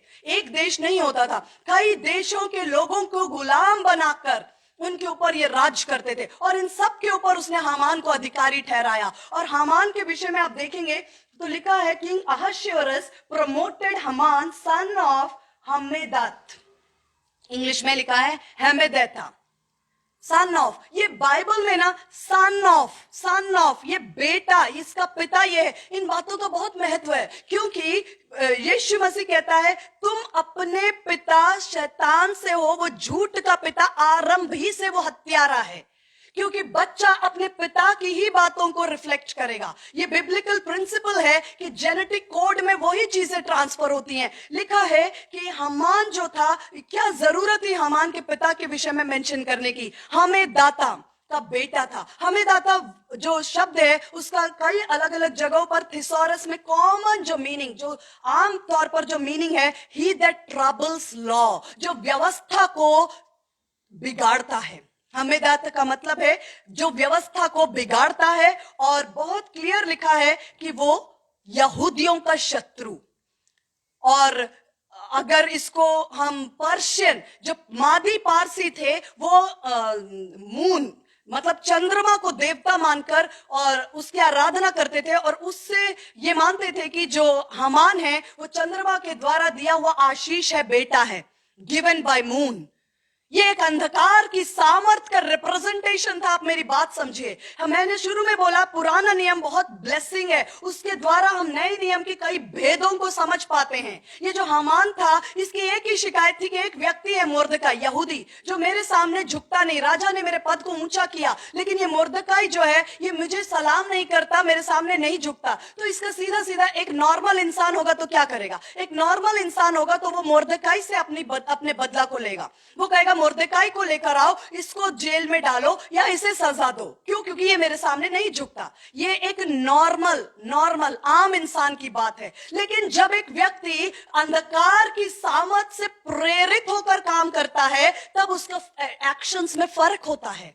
इस बात को हमें समझना है, इस बात को समझना है। अगर मोर्दकाई हामान को सलाम नहीं करता, उसके आगे झुककर उसे आदर नहीं देता, तो सीधा एक आम इंसान क्या करता है? एक नेचुरल मैन, वो उस व्यक्ति को बुलाता है अपने पद के आधार पर और उसे सजा दिलाता। लेकिन हामान ने क्या कहा? नहीं, अगर ये यहूदी है तो इसको नहीं, इसके पूरे राष्ट्र को, पूरी प्रजाति को खत्म कर दूंगा। ये डिमोनिक था, ये अंधकार की सामर्थ से प्रेरित होकर किया हुआ स्टेटमेंट था। आप मेरी बात को समझने की कोशिश करें। मैं क्या बताना चाहती हूं? एक आम चीजें होती, आम प्रॉब्लम्स होती, नेचुरल प्रॉब्लम्स। चलते चलते हमारा पैर टकराया, हमने गलत देखा नहीं, ऊपर देखते, मोबाइल देखते देखते हम रास्ते पे जा रहे हैं और मोबाइल देखते देखते जा रहे हैं तो एक पैर में ठोकर लग गई, नेचुरल है। चलते समय नीचे नहीं देख रहे हैं, मोबाइल देख के जा रहे हैं तो पैरों में ठोकर लग गई, नेचुरल है। भूलने की आदत है, कई चीजें खो जाती हैं, नेचुरल है। लेकिन कुछ चीजें अननेचुरल होती हैं, अननेचुरल, जिसका कोई एक्सप्लेनेशन आपको सीधा सीधा आपको लगेगा ये कैसे हो रहा है। अगर एक व्यक्ति आपको सलाम नहीं कर रहा, आपका आदर नहीं कर रहा, आप उस एक व्यक्ति के साथ अपनी जो दुश्मनी है उसको निभा सकते हैं। लेकिन उसकी पूरी प्रजाति, लिखा है हामान ने ऐसा एक नियम निकलवाया, क्या तो बच्चे, क्या छोटे बच्चे, क्या स्त्री, क्या बुजुर्ग, पूरी जाति को खत्म कर दो। It's provoked. अब मैं ये बताना चाह रही हूं, हामान के अंदर से वो जो अंधकार की सामर्थ है, वो यहूदी प्रजाति को पूरी तरह से मिटा देने के लिए हामान को एक इंस्ट्रूमेंट बनाया, एक यंत्र बनाया, और हामान वो यंत्र था। ये बात उसकी पत्नी ज़ेरेश जानती थी। जब उसने अपनी पत्नी को बताया कि मुझे मुर्दकाई सलाम नहीं करता, तो पत्नी ने बोला, ये मुर्दकाई ये कौन सी जाति का है? उसकी पत्नी बुद्धिमान थी। देखिए, एक ही घर के हैं, हस्बैंड एंड वाइफ, लेकिन जरूरी नहीं है कि सबके, आपको यही समझ में आ जाएगा डिफरेंस कि कौन जो है वो अंधकार की सामर्थ से प्रेरित है, किसको अंधकार की सामर्थ ने हमें पूरी तरह डिस्ट्रॉय करने के लिए प्रोजेक्ट और प्लान दे रखा है। पति पत्नी है, लेकिन वो दोनों नहीं है इस काम में एक साथ। उसकी पत्नी ज़ेरेश ने कहा, अच्छा मुर्दकाई तुम्हें आदर नहीं देता, ये मुर्दकाई है कौन सी जाति का है? और तब हामान ने बताया ये यहूदी है। उसकी पत्नी ने बोला, स्टॉप फाइटिंग। तू अगर मुर्दकाई यहूदी है तो तू निश्चित इससे हारेगा। अपने हस्बैंड को बोल रही है, वो अपने हस्बैंड का बुरा नहीं चाहती थी, वो अपने हस्बैंड को कर्स नहीं करना चाहती थी, वो अपने हस्बैंड को बुरा नहीं कहना चाहती थी, अपमान नहीं करना चाहती थी, लेकिन वो अपने हस्बैंड के सामने एक सच्चाई को रख रही थी कि उसकी पत्नी की आंखें खुली हुई थी। उसने बोला, मैं ये सब बातें अपने मन से नहीं बोल रही हूं, आप चाहें आप नोट करके रखना। ये एस्तर की किताब, उसका 3 अध्याय 1 पद में और 10 पद में हामान का जिक्र है। और एस्तर के 6 के 13 में लिखा है, 6 का 13 अब बाद में पढ़ना। जेरेश उसकी पत्नी है हामान की, वो कहती है जो मुर्दकाई तुम्हें सलाम नहीं करता, तुम्हारा आदर नहीं करता, जिसके विरोध में तुम इतना नाराज हो रहे हो। पहले तो कहती है कि अगर मुर्दकाई, उसको पता नहीं होता है मुर्दकाई यहूदी है, तब कहती है अगर मुर्दकाई तुम्हें इतना ही परेशान कर रहा है तो इसके लिए 50 क्यूबिट्स का एक गहरा गड्ढा खुदवाओ और कल सुबह इसको राजा से कहकर हैंग करवा दो, कल सुबह इसको राजा से कहकर फांसी लगवा दो। तो हामान को लगता, वाह बहुत बढ़िया आइडिया दिया, गड्ढा भी खुदवा देता अपने ही घर में। किसके लिए? मुर्दकाई के लिए। अपने घर में मुर्दकाई के लिए गड्ढा खुदवाता 50 क्यूबिट का। उसको बहुत सही लगता है वाइफ का आइडिया। लेकिन तब तक वाइफ नहीं जानती थी कि ये यहूदी है। जब 6 का 16 आप पढ़ेंगे, 6 का 13 में लिखा है, एस्तर 6 के 13 में, उसकी पत्नी कहती है ये मुर्दकाई, ये अचानक इसको राजा ने इतना आदर दिया। वो बताता है कि आज मुझे मुर्दकाई को, क्योंकि राजा को पता चल गया कि मुर्दकाई ने उसके राजा के जावन को बचाया, राजा के प्राणों की रक्षा की, और राजा ने मुझे बोला कि उसको मुझे पूरे शहर में आदर देकर घुमाना पड़ा। मेरा तो मूड खराब हो गया। उसने जाकर अपनी पत्नी से बोला, उसने बोला अच्छा मुर्दकाई को राजा ने आदर दिया, मुर्दकाई को पूरे शहर में हॉर्स पे बिठाकर और राजसी वस्त्रों को पहनाकर आदर देना पड़ा, तो ये मुर्दकाई है कौन? उसने बोला यहूदी है। तब उसकी पत्नी ने बोला नहीं, ये गलती मत करो, इस पे हाथ मत डालो। अगर ये यहूदी है तो तेरी हार निश्चित है। लेकिन हामान उस बात को सुनने को तैयार नहीं, क्योंकि उस समय वो शरीर में एक मनुष्य के तौर पर नहीं, उसको अंधकार की सामर्थ्य ने पूरी यहूदी प्रजाति, वो इतना मतलब इतना दर्दनाक उसने जो बनाया नियम कि क्या बच्चे, क्या स्त्री, क्या बूढ़े, क्या जवान, सबको खत्म कर दो, एक ना बचने पाए। अरे एक आदमी ने तुम्हारा आदर नहीं किया, उसके लिए तुम पूरा कौम मिटा देना चाहते हो? ये साधारण आदमी की सोच नहीं हो सकती। ये सोच गिरफ्त में है, ये सोच बंधन में है, ये सोच को हाईजैक किया गया है, इस सोच को शत्रु ने अपने लिए मोड़ लिया है, इस सोच को शत्रु ने प्रेरित किया है, इस सोच को शत्रु ने तैयार किया है, इस सोच को शत्रु ने स्पॉन्सर किया है। इस बात को समझना बहुत जरूरी है। और तब जब एस्तर चैन से सो रही थी और मुर्दकाई को जब पता चला, मुर्दकाई ने स्पिरिचुअल अर्जेंसी को महसूस किया, मुर्दकाई ने अर्जेंसी को महसूस किया। मुर्दकाई ने ये नहीं सोचा कि चलो एस्तर तो है मेरी भतीजी है और एस्तर जो है वो राजमहल में रहती है, मैं उससे कहकर अपने लिए बच जाऊंगा। मैं उससे रिक्वेस्ट करूंगा कि भाई तुम अपने लिए और मेरे लिए वीआईपी पास बनवा देना, राजा से कह देना कि ये तो मेरे चाचा हैं और कजिन है, ये तो मेरे कजिन है और हम दोनों जो हैं वो मृत्यु से बच जाएंगे। ये मूर्खता होती अगर वो ऐसा सोचता। उसने समझ लिया कि ये हमारे पूरे राष्ट्र को, पूरी कौम को मिटाने के लिए अंधकार की सामर्थ से प्रेरित होकर के आया हुआ नियम है। आपको मजे की बात बताऊं, ये सारे नियम का जो पीछे से बैकग्राउंड में तैयारी कोई और करता है और उसके ऊपर सील और स्टैंप, रिंग, सिग्नेचर किसी और के होते हैं। आपको पता है राजा अहश्वेरोश ने हामान से बोला ये मेरा रिंग है, मेरा अधिकार की अंगूठी है, पैसे लो, अधिकार की अंगूठी लो, जैसा तुम्हारी मर्जी आए वैसा करो। और लिखा है राजा और हामान ड्रिंक लेने के लिए, एंजॉय करने के लिए बैठ गए। आप समझ सकते हैं ये जो राजा बनाए जाते थे ये पपेट्स थे।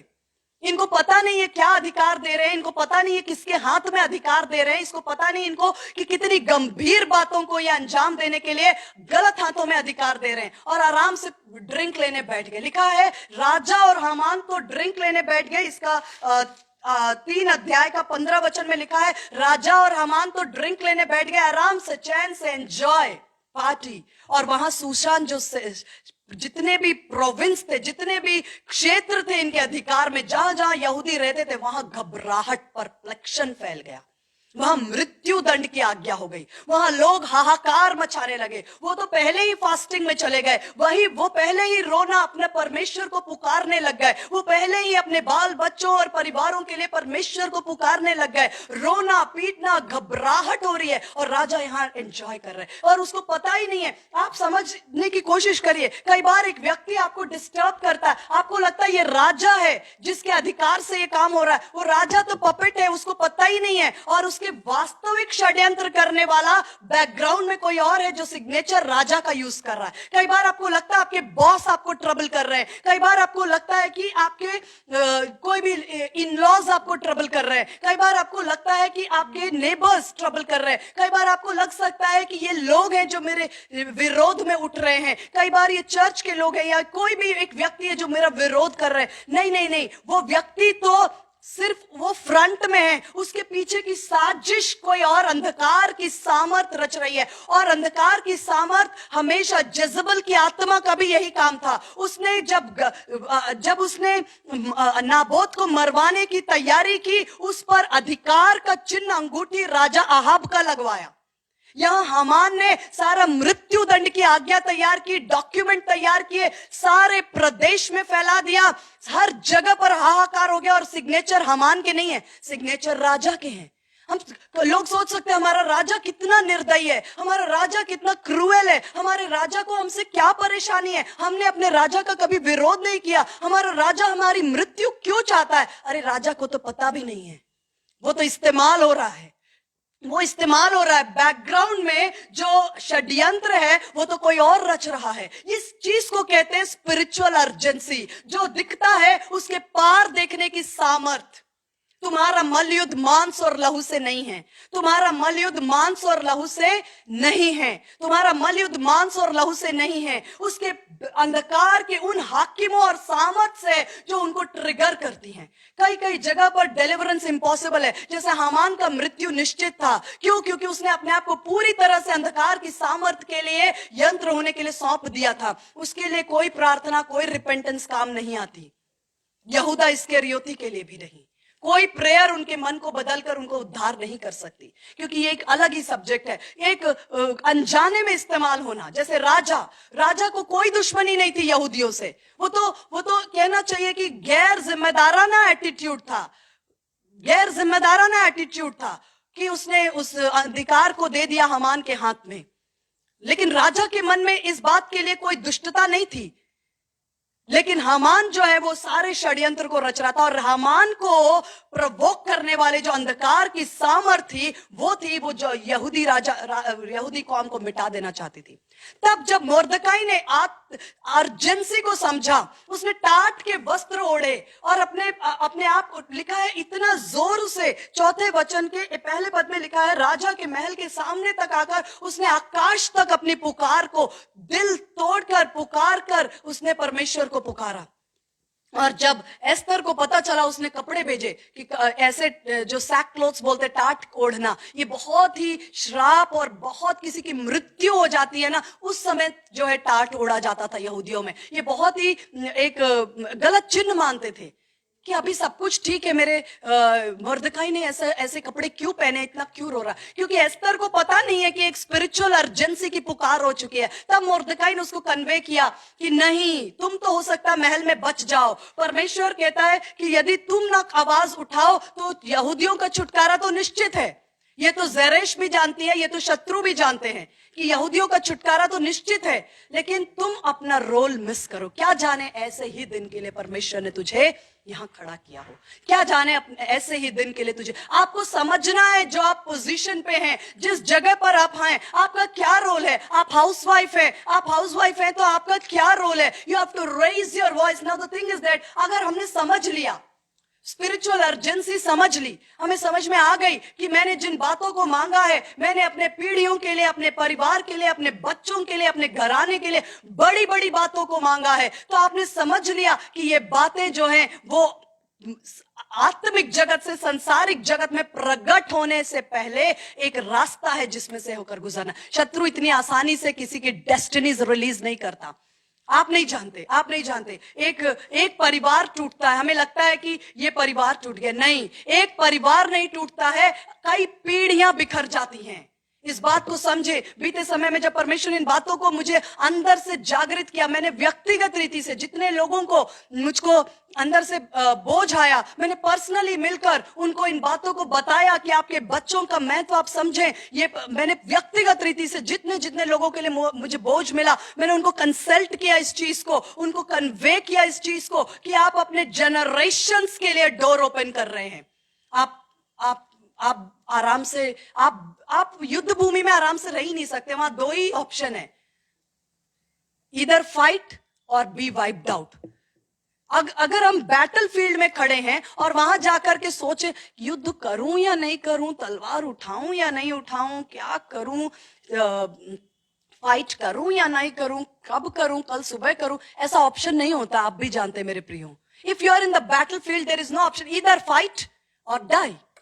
यदि आप फाइट करते हैं, आप अपने जनरेशंस के लिए, मैंने पिछले किसी एक जगह पर यह वचन बोला था कि there is deliverance upon Mount Zion and the sons of Jacob shall possess their possessions। याकूब की संतान अपने निज भाग को अधिकार में ले लेगी। बहुत कुछ है परमेश्वर ने निज भाग करके दिया है। आपकी सफलता, आपके बच्चों की सफलता, आपके जीवन में उन्नति, आपके जीवन की आशीषें, आपके जीवन में ब्लेसिंग्स, बहुत कुछ है जो निज भाग, शांति, उन्नति, आशीष, अच्छा भविष्य, अच्छी मंजिल, अच्छा जॉब, अच्छी ब्लेसिंग्स, सब कुछ परमेश्वर ने निज भाग करके दिया है। लेकिन इसको पोसेस करना, यानी कि इनका अधिकार लेना, इसका अधिकार लेना, जैसे इब्राहिम को परमेश्वर ने कहा तुझे और तेरे वंश को मैं कनान के प्रदेश को दे देता हूं। लेकिन आप जानते हैं कि इब्राहिम के जो वंश थे, यहोशू, मूसा, इन्होंने कितने युद्ध लड़े और उन्होंने उस जगह का अधिकार पाया। कितने यरीहो को पार किया, यरदन को पार किया, ए नगर को पार किया, और तब जाकर उन्होंने उस निज भाग का अधिकार ले पाए। परमेश्वर ने जो कुछ आपके परिवार के लिए रखा है, मैं कहती हूं लेडीज के लिए विशेष तौर पर राइज अप, खड़े हो जाइए अपने प्रीस्टली ऑफिस में। जैसे अभी मैंने बताया कि मेरा समय ओवर हो रहा है, मैं बताना चाहती हूं कि अगर मान लीजिए आपने सेंस कर लिया, ऊपर से सब कुछ ठीक है, लेकिन आत्मिक जगत में एक खलबली, एक घबराहट, एक बेचैनी, एक कुछ चल रहा है जो ठीक नहीं चल रहा है, आपने सेंस कर लिया, तो क्या करें? नेक्स्ट क्या है? क्योंकि हम किसी शरीर का ऑपरेशन कर दें और उसे वापस स्टिच ना करें तो हीलिंग कैसे होगी? हमने किसी टॉपिक को ओपन कर दिया है, लेकिन अगर हम उसको सॉल्यूशन पे नहीं जाएंगे तो there is nothing that we can get out of it. तो सॉल्यूशन क्या है? There are many things, but आज की शाम में सिर्फ दो बातों को आपको बताना चाहती हूं। आपको सबसे पहला जो है वो है प्रेयर। नो यू मे से कि ये तो हम बचपन से कर रहे हैं, प्रभु की प्रार्थना ही तो कर रहे हैं, तेरा राज्य आए, तेरी इच्छा जैसे स्वर्ग में पूरी होती है वैसे इस पृथ्वी पर पूरी हो। यस प्रेयर, लेकिन prayer with revelation, prayer with revelation. ये कहना, हे परमेश्वर, ये सारे दुख मेरे घर में क्यों, ये मेरे जीवन में क्यों, मेरे बच्चों के साथ ऐसे क्यों, मेरे परिवार में ऐसा क्यों, मेरे पड़ोस में ऐसा क्यों, मेरे ही जॉब में ऐसा क्यों, मेरे ही घर में ऐसा क्यों, ऐसा क्या हमने किया है? हम तो प्रेयर करते। ये प्रेयर नहीं है, ये कंप्लेंट है। ये प्रेयर नहीं है, ये कंप्लेंट है, ये ग्रम्बलिंग है। ये हमें रिजल्ट्स नहीं देगा। प्रेयर फर्स्ट है, पौलुस ने सिखाया। प्रार्थना नंबर 1, किसी भी बात की चिंता मत करो। फिलिपियो 4 अध्याय, किसी भी बात की चिंता मत करो। Be not anxious about anything, किसी बात की चिंता मत करो, लेकिन तुम्हारे हर एक विनती और निवेदन धन्यवाद के साथ परमेश्वर के सन्मुख रखे जाएं, तब उसकी शांति जो समझ से परे है वो तुम्हारे हृदयों में राज करेगी। तो परमेश्वर ने हमें दिया है एक पैटर्न। प्रेयर लिखा है, यदि कोई, if any man is afflicted, James 5:13, let him pray. यदि कोई कष्ट में है, प्रार्थना करे। कैसी प्रार्थना? कंप्लेन नहीं, रोना नहीं। You need to understand prayer in a specific pattern. हम परमेश्वर के सन्मुख एक सिस्टम के अंदर चल रहे हैं और उस सिस्टम के अंदर हमारे लिए ब्लेसिंग्स हैं। थैंक्सगिविंग। परमेश्वर, तूने इतने वर्षों में ये भलाई, एक भलाई याद करके लिखिए, एक भलाई की बातें। आपके जीवन में एक एक अनुग्रह, एक एक दया, एक एक करुणा, एक एक आशीष। आपके बच्चे आशीष हैं, आप मैरिड हैं, ये आशीष है। कई लोगों को मैरिज के लिए अच्छे पार्टनर्स नहीं मिल रहे हैं, आपको एक विश्वास योग्य जीवन साथी परमेश्वर ने दिया, ये आशीष है। आपको परमेश्वर ने अच्छे बच्चे दिए हैं, ये आशीष है। एक एक आशीष को गिन गिन कर स्तुति करूं, गिन गिन कर स्तुति करूं, गिन गिन कर आशीषों को लिखिए और उन बातों के लिए धन्यवाद दीजिए और परमेश्वर को धन्यवाद दीजिए। ये मेरे बस में नहीं था, ये मेरे सामर्थ नहीं है, ये मेरी बुद्धि नहीं है, मेरी योग्यता नहीं, ये तेरी अनुग्रह और करुणा का फल है, ये आशीषें तूने मुझे दी है। हालेलुया। और इन आशीषों के ऊपर परमेश्वर, मैं जानती हूं ये तेरा अनुग्रह है और तूने यहां तक लेकर आया है, तो हमें यहां छोड़ेगा नहीं। आगे मेरे सामने ये लाल समुद्र है, मेरे सामने ये यर्दन है, मेरे सामने ये यरीको है, ये मेरे सामने ये चैलेंज है। तू बता, मेरे सामने जेजबल खड़ी है, क्योंकि प्रॉब्लम्स अलग अलग हैं, सॉल्यूशन भी अलग अलग है। यरीहो है तो परमेश्वर अलग आपको स्ट्रैटेजी देंगे, यर्दन है तो आपको अलग स्ट्रैटेजी देंगे, आपको अलग रणनीति देंगे। अगर आपके सामने लाल समुद्र है तो आपको परमेश्वर अलग गाइड करेंगे। छड़ी को आगे rod of authority, rod of priesthood. यर्दन है तो याजकों को उतारो, यरीहो है तो आराधना, 7 दिन तक घूमो। अलग अलग प्रॉब्लम। जेजबल है तो उसके विरोध में खड़े हो जाओ, डरो मत। वो झूठ बोलती है, धमकी देती है, झूठी धमकियों से मत डरो, झूठी धमकियों से मत डरो, उसका सामना करो, उसके मुंह पर जाके बोल कर आओ, तू मेरी मृत्यु की कल्पना करती है, तेरी मृत्यु, तेरे राज्य, तेरे वंश की मृत्यु तय है। जेजबल की दुष्टात्मा को कन्फ्रंट करो, डरो मत। मैं बीते समय में मुझे मेरी सिस्टर बता रही थी किसी एक बहन के विषय में कि उसको नाना प्रकार के हेल्थ इश्यूज, इतना डर गई। डॉक्टर्स के पास जाते हैं तो छोटी बीमारियों के नाम तो बोलते नहीं है डॉक्टर्स। इतने टेस्ट कराए, 1 साल से वो डर के साये में जी रही थी। उसको ये वचन दिया, मेरे एक वचन मेरा ऑडियो रिकॉर्डिंग में था जेजबल के ऊपर। जेजबल की झूठी धमकियों से मत डर, वो झूठ बोलती है। उसके सामने खड़े होकर बोल कि तू मेरी मृत्यु के बारे में सोच मत, क्योंकि तुझे और तेरे वंश को मरने के लिए परमेश्वर ने आज्ञा दी है। मैं तो एलिया कहता है मैं तो उस परमेश्वर के सामने, यीशु मसीह के सामने जीवित उठाया जाऊंगा। मेरा और आपका भविष्य उत्तम है, उज्जवल है। हमारे लिए यीशु मसीह जो है हमारा भविष्य, हमारा आज, कल और हमेशा के लिए यीशु मसीह हमारा भविष्य है। उसने हमारे जीवन यीशु मसीह में छुपा हुआ है। यीशु मसीह हमारा जीवन है, उसने हमें संगी वारिस बनाया है, परमेश्वर का संतान बनाया है, स्वर्गीय स्थानों में बिठाया है। ये सारी आशीषें शत्रु के झूठी धमकियों के आगे आपको बोलनी है। कौन सी प्रॉब्लम है उसके अकॉर्डिंग जब आप प्रार्थना में जाएंगे, लॉर्ड हेल्प मी, तू मेरे कदमों को गाइड कर, तू मेरे कदमों को लीड कर। तेरा वचन मेरे पांवों का दीपक और मेरे रास्तों का उजाला है। तू अपने वचन से सिखा, तू अपने वचन से मुझे बता क्या प्रॉब्लम है, उसके लिए मुझे क्या करना होगा। प्रेयर कैसे? नॉट विथ कंप्लेन, धन्यवाद की प्रार्थना, स्तुति और आराधना परमेश्वर विश्वास योग्य है। और लिखा है पौलुस, किसी बात की चिंता मत करो, लेकिन हर एक बात में तुम्हारे प्रार्थना, विनती, निवेदन धन्यवाद के साथ परमेश्वर के सन्मुख उपस्थित किए जाएं, तब उसकी शांति जो समझ से परे है तुम्हारे हृदय को भर देगी।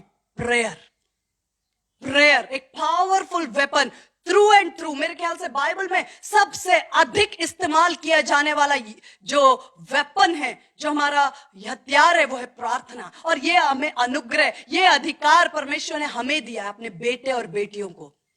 परमेश्वर से प्रार्थना करने का जो सौभाग्य है वो हर किसी के पास नहीं है। मेरे और आपके पास सौभाग्य है। सेकंड थिंग, प्रेयर के बाद standing on the covenant. Standing on the covenant, वाचा पर खड़े होना। प्रार्थनाएं हवा में नहीं की जाती। हे प्रभु ऐसा प्रॉब्लम है, मैं क्या करूं, कैसे करूं? नहीं, यू हैव टू। इसलिए तो परमेश्वर का वचन हमारे पांवों के लिए दीपक है और मार्गों के लिए उजियाला है। Holi spirit will lead you into all truth. वो आपको सत्य में से लेकर चलेगा। आप कहां खड़े, किस ग्राउंड पर खड़े, उस ग्राउंड से ही तो प्रेयर करेंगे। Are you getting my point? जैसे फॉर एग्जाम्पल अगर कोई रिटायर हो जाता है, उसके बाद वो पेंशन लेने पहुंचता है, कोई भी जाएगा कहेगा कि अभी मैं जाऊं और कहूं कि हेलो, मुझे, मेरा नाम सो एंड सो है, मुझे मेरा पेंशन दे दीजिए, क्या वो मुझे दे देंगे? Obviously no. ये गवर्नमेंट सिस्टम आया कहां से है? ये सारे तौर तरीके सिस्टम परमेश्वर के आत्मिक जगत के सिस्टम से तो है, जिसकी परछाई यहां चल रही है। सिस्टम है, डॉक्यूमेंट कहां है? कौन से जगह से आप रिटायर हुए हैं?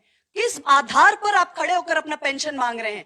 कौन से आधार पर आप इस अधिकार को मांग रहे हैं? कौन से डॉक्यूमेंट्स है? कौन से लीगल डॉक्यूमेंट्स है? कौन से पेपर्स है? कहां दिखाइए। अगर मैं प्रोड्यूस कर पाती हूं, ये मेरा लीगल राइट है, ये मेरा अधिकार है, ये मेरा लीगल अधिकार है, कानूनी अधिकार है। अभी कोई भी आकर हमारे घर को कहेगा ये मेरा घर है, चलो खाली करो, हम बोलेंगे आप अपना पेपर्स दिखाइए, दिखाइए, अपना लीगल राइट दिखाइए।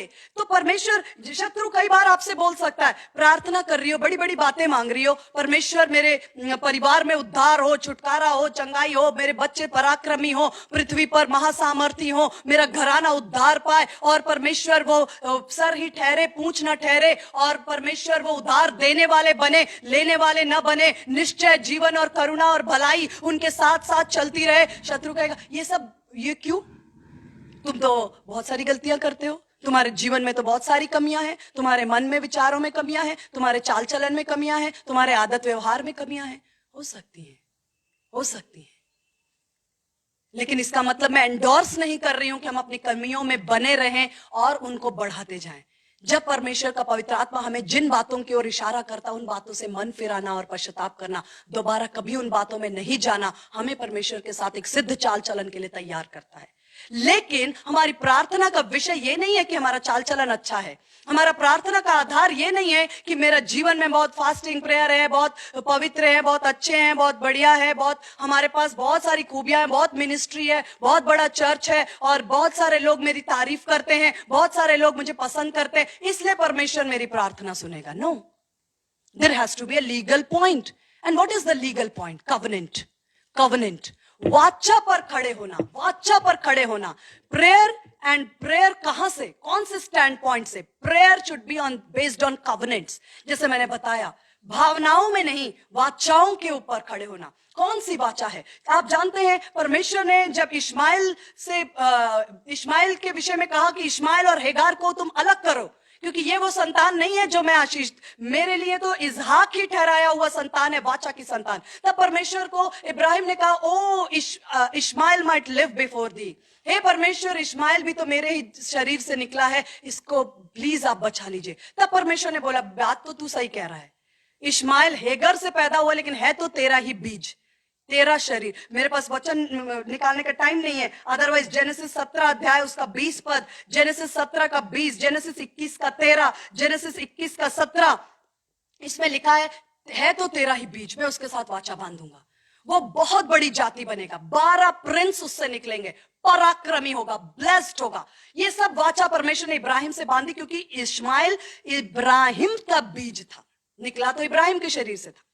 तब क्या हुआ, जब हेगर और इश्माइल निकल पड़े, जब उनको एक बोतल पानी देकर सारा ने विदा किया, थोड़ी दूर जाते ही वो बोतल पानी का खत्म हो गया, और हेगर और इश्माइल दोनों पुकार कर रोने लगे, दोनों रोने लगे कि अब मैं अपने बच्चे को मरते हुए नहीं देख सकती। हेगर दूर बैठकर रोने लगी, इश्माइल भी रोने लगा, दोनों रो रहे थे।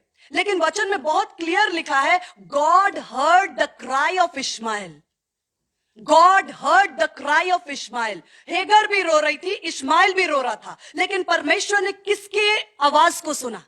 किसकी आवाज को सुना? इश्माइल के। क्यों? वाचा के कारण।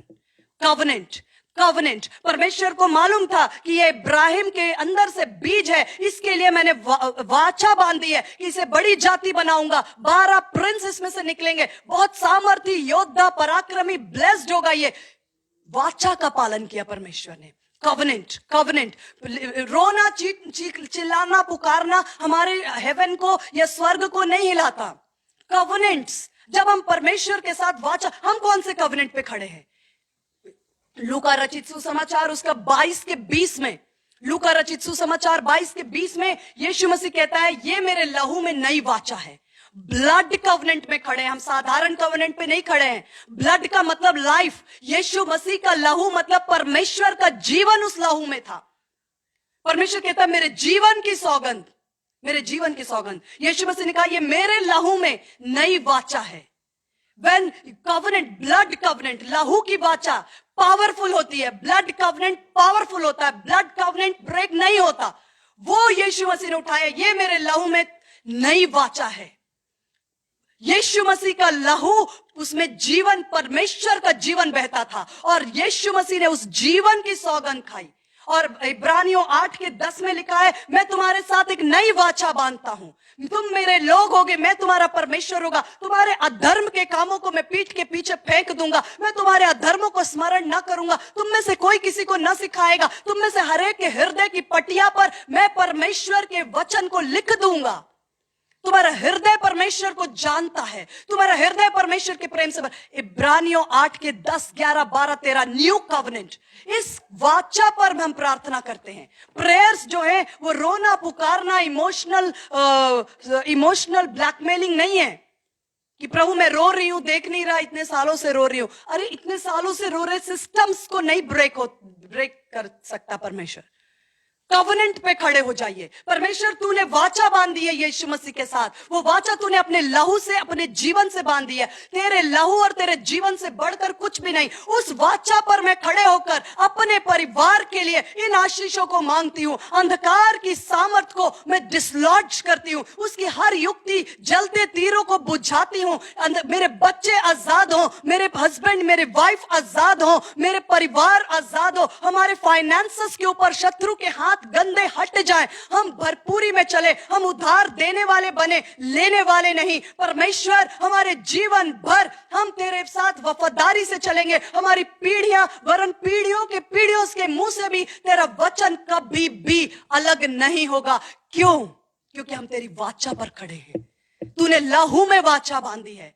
We stand on the blood covenant with Jesus Christ। आइए हम 1 मिनट के लिए अपनी आंखों को बंद करेंगे। हालेलुया। मेरे साथ इस समय आप प्रार्थना कर सकते हैं। जो भी भाई बहन, मैंने कमेंट में बहुत देर पहले, लगभग एक सवा घंटा पहले किसी भाई के कमेंट को पढ़ा जिसमें लिखा था मेरे पापा, मेरे फैमिली के लिए प्रेयर करने के लिए मैं प्रार्थना करती। वो भाई अगर सुन रहे हैं, और भी जो लोग प्रार्थना के लिए विश्वास करते हैं, प्रार्थना के लिए वेट कर रहे हैं, जो लोग परमेश्वर से आशा लगाते हैं, मैं आज की शाम आपको यही बोलना चाहती हूँ। आत्मिक जगत की इमरजेंसी को सेंस करिए और परमेश्वर के सामने याजक के रूप में खड़े हो जाइए। आपकी प्रार्थनाएं वो एक सुगंधित द्रव्य के समान, एक धूप के समान उठने पाए। आप कहां खड़े हैं? प्रार्थनाओं में मांगने का अधिकार क्या है? यीशु मसीह का लहू, यीशु मसीह की वाचा, जो नई वाचा परमेश्वर ने यीशु मसीह के लहू में मुझसे और आपसे बांधी है, उस वाचा पर खड़े होकर हम इस समय प्रार्थना करते। उस भाई के लिए जिनके परिवार और उनके पापा के लिए हम यीशु मसीह के सामर्थी नाम से इस समय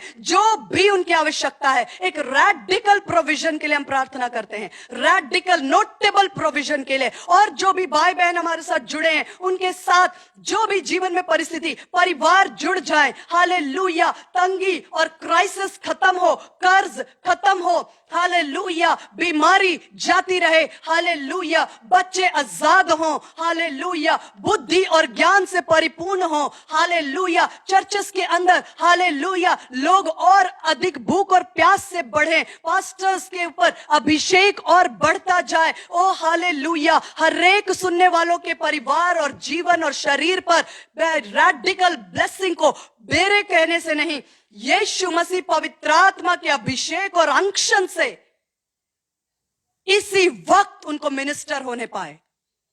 वचन अच्छा लगने के लिए नहीं है, वचन छुटकारा लाने के लिए, मिनिस्टर करने के लिए और चंगाई लाने के लिए और ब्लेसिंग को रिलीज करने के लिए परमेश्वर की ओर से है।